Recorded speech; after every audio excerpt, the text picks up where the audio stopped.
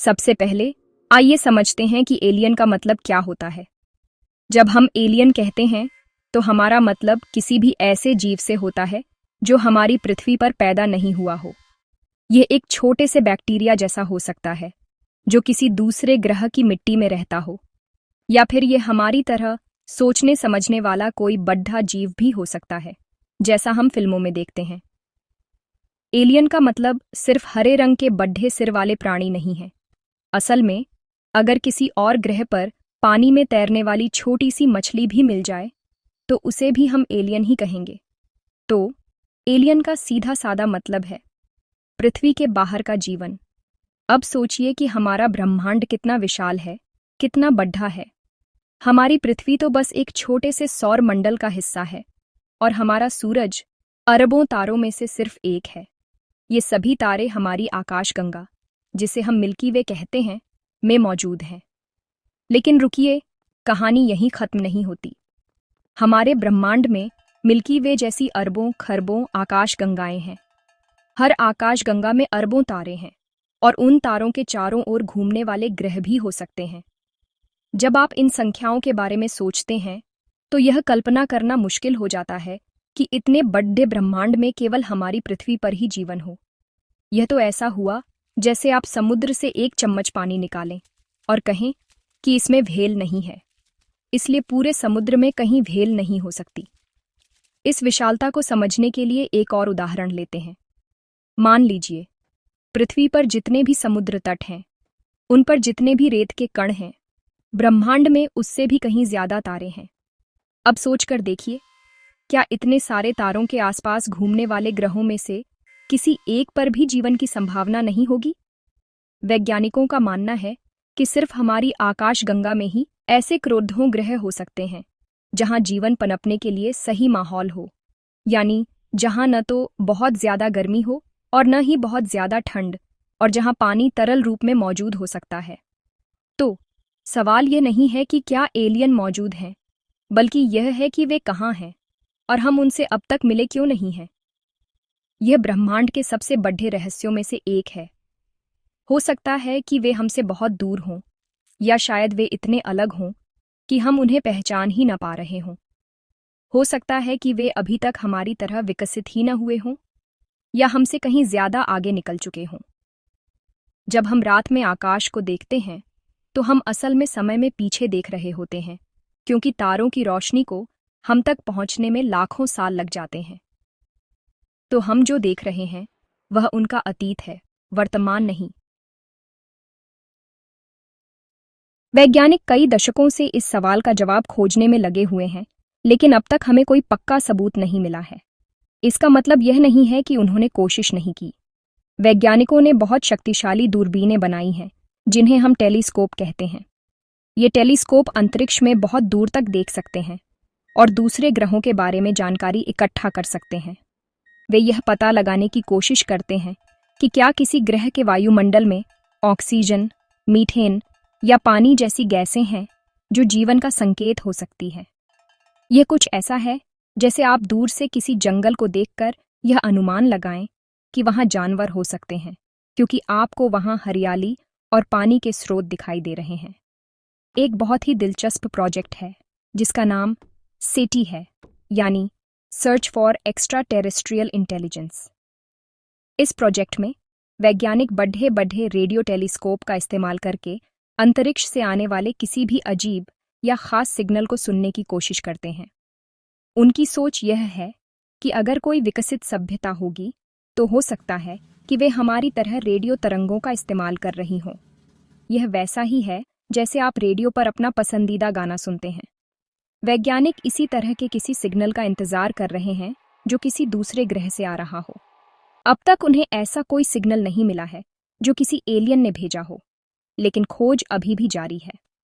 कभी कभी हमें कुछ ऐसे संकेत मिलते हैं जो हमें उत्साहित कर देते हैं, लेकिन बाद में पता चलता है कि वे कुछ और थे। उदाहरण के लिए 1970 में एक रेडियो टेलीस्कोप ने एक बहुत ही मजबूत और अजीब सिग्नल पकड़ था जो 72 सेकंड तक चला। यह सिग्नल इतना अनोखा था कि इसे रिकॉर्ड करने वाले वैज्ञानिक ने उस पर वाव लिख दिया। कई सालों तक लोग सोचते रहे कि क्या यह किसी एलियन का संदेश था, लेकिन बाद में की गई जांच से यह पता चला कि यह सिग्नल शायद किसी प्राकृतिक खगोलीय घटना की वजह से आया था। इसी तरह कई बार दूसरे ग्रहों पर मीथेन गैस मिलती है, जो जीवन का एक संकेत हो सकती है, लेकिन यह गैस बिना जीवन के भी बन सकती है। अब तक की सबसे बड़ी सच्चाई यह है कि हमें एलियन जीवन का कोई सीधा सबूत नहीं मिला है। न तो हमें कोई एलियन स्पेसशिप मिला है, न ही कोई संदेश, और न ही किसी दूसरे ग्रह पर जीवन का कोई जीवाश्म। लेकिन इसका मतलब यह नहीं है कि वे हैं ही नहीं। हमारा ब्रह्मांड इतना बड़ा और पुराना है कि हो सकता है हम सही जगह या सही तरीके से खोज ही नहीं कर रहे हों। खोज अभी शुरू हुई है और हमारे पास जेम्स वेब जैसे शक्तिशाली टेलीस्कोप हैं, जो हमें पहले से कहीं ज्यादा दूर और साफ देखने में मदद कर रहे हैं। शायद आने वाले समय में हमें कुछ ऐसा मिल जाए जो सब कुछ बदल दे। जब वैज्ञानिक जीवन की तलाश करते हैं, तो वे कहीं भी ऐसे ही खोजना शुरू नहीं कर देते। वे उन जगहों पर ध्यान केंद्रित करते हैं जहां जीवन के पनपने की सबसे ज्यादा संभावना होती है। सबसे पहले वे हमारे अपने सौरमंडल में ही खोज करते हैं। मंगल ग्रह हमेशा से वैज्ञानिकों की पहली पसंद रहा है। ऐसा इसलिए है क्योंकि अरबों साल पहले मंगल ग्रह पर नदियां, झीलें और शायद एक महासागर भी था। आज भी वहां ध्रुवों पर जमी हुई बर्फ है। वैज्ञानिक रोवर भेजकर यह पता लगाने की कोशिश कर रहे हैं कि क्या वहां की मिट्टी में कभी बैक्टीरिया जैसे सूक्ष्म जीव रहते थे। शायद हमें वहां जीवन न मिले, लेकिन जीवन के पुराने निशान मिल सकते हैं। हमारे सौर मंडल में दूसरी दिलचस्प जगहें बृहस्पति और शनि के बर्फीले चांद हैं।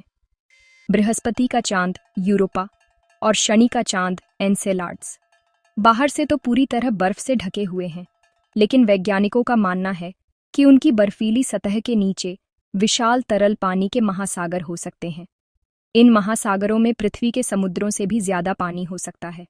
जहां पानी होता है, वहां जीवन की संभावना भी होती है। इन महासागरों में गर्मी ग्रह के गुरुत्वाकर्षण खिंचाव से पैदा होती है, जो जीवन को ऊर्जा दे सकती है। भविष्य में नासा इन चांद पर मिशन भेजने की योजना बना रहा है ताकि वहां जीवन के संकेत खोजे जा सकें। सौर मंडल के बाहर वैज्ञानिक एक्सोप्लैनेट पर ध्यान केंद्रित कर रहे हैं। एक्सोप्लैनेट वे ग्रह होते हैं जो हमारे सूरज के अलावा दूसरे तारों की परिक्रमा करते हैं। अब तक हमने हजारों एक्सोप्लैनेट खोज लिए हैं। इनमें से कुछ ग्रह अपने तारे से ठीक उतनी दूरी पर हैं जहां तापमान जीवन के लिए सही हो सकता है। इस क्षेत्र को गोल्डीलॉक्स जोन कहा जाता है, जहां न तो बहुत गर्म हो और न ही बहुत ठंडा। जेम्स वेब स्पेस टेलीस्कोप जैसे शक्तिशाली उपकरण इन ग्रहों के वायुमंडल का अध्ययन कर सकते हैं और यह पता लगा सकते हैं कि क्या वहां ऑक्सीजन, पानी या जीवन द्वारा बनाई गई अन्य गैसें मौजूद हैं। जीवन को खोजने के लिए हमें यह भी सोचना होगा कि शायद एलियन जीवन हमसे बहुत अलग हो। हम हमेशा पानी और ऑक्सीजन पर आधारित जीवन की तलाश करते हैं, क्योंकि हम पृथ्वी पर इसी तरह के जीवन को जानते हैं। लेकिन क्या पता किसी दूसरे ग्रह पर जीवन मीथेन जैसी किसी और चीज पर निर्भर हो। शायद उन्हें सांस लेने के लिए ऑक्सीजन की जरूरत ही न हो। इसलिए वैज्ञानिक अब बायोसिग्नेचर की एक विस्तृत श्रृंखला की तलाश कर रहे हैं, यानी ऐसे रासायनिक संकेत जो केवल जीवन द्वारा ही बनाए जा सकते हैं, चाहे वह किसी भी रूप में हो। ये खोज को और भी ज्यादा रोमांचक और चुनौतीपूर्ण बना देता है। जब भी एलियन की बात होती है, तो हमारा दिमाग कल्पना की उड्डाण भरने लगता है। फिल्मों, किताबों और टीवी शो ने हमारी सोच पर बहुत गहरा असर डाला है। हम अक्सर एलियन को या तो दोस्त के रूप में देखते हैं, जैसे ईटी फिल्म में, जो हमारी मदद करने आते हैं, या फिर दुश्मन के रूप में, जो हमारी पृथ्वी पर कब्जा करना चाहते हैं। ये कहानियां मनोरंजक तो होती हैं, लेकिन वे वैज्ञानिक सच्चाई से बहुत दूर होती हैं। असल में अगर हमें कभी एलियन मिले, तो वे शायद हमारी कल्पना से बिल्कुल अलग होंगे। हो सकता है कि वे इतने छोटे हों कि हम उन्हें बिना माइक्रोस्कोप के देख भी न पाएं। लोगों के बीच एलियन को लेकर कई तरह की अफवाहें और कहानियां भी फैली हुई हैं। आपने शायद उड्डयन तश्तरी या यूएफओ यानी अनआइडेंटिफाइड फ्लाइंग ऑब्जेक्ट के बारे में सुना होगा। कुछ लोग दावा करते हैं कि उन्होंने आसमान में ऐसी अजीब चीजें देखी हैं जो किसी दूसरे ग्रह से आई हैं। हालांकि ज्यादातर मामलों में जब वैज्ञानिक इन घटनाओं की जांच करते हैं तो वे पाते हैं कि ये या तो कोई हवाई जहाज, ड्रोन, मौसम का गुब्बारा या कोई प्राकृतिक घटना थी। अब तक किसी भी यूएफओ के एलियन से जुड़े होने का कोई ठोस सबूत नहीं मिला है, लेकिन ये कहानियां दिखाती हैं कि हम इस विषय को लेकर कितने उत्सुक हैं। तो हम यह पक्के तौर पर कैसे पता लगा सकते हैं कि एलियन हैं या नहीं? इसका जवाब और बेहतर तकनीक में छिपा है।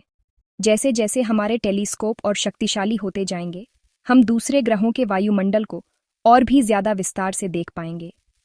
हम उन गैसों का पता लगा पाएंगे जो केवल जीवन ही पैदा कर सकता है। भविष्य में हम शायद दूसरे सौर मंडलों में छोटे रोबोटिक प्रोब भी भेज पाएं, जो हमें वहां से सीधी जानकारी भेजेंगे।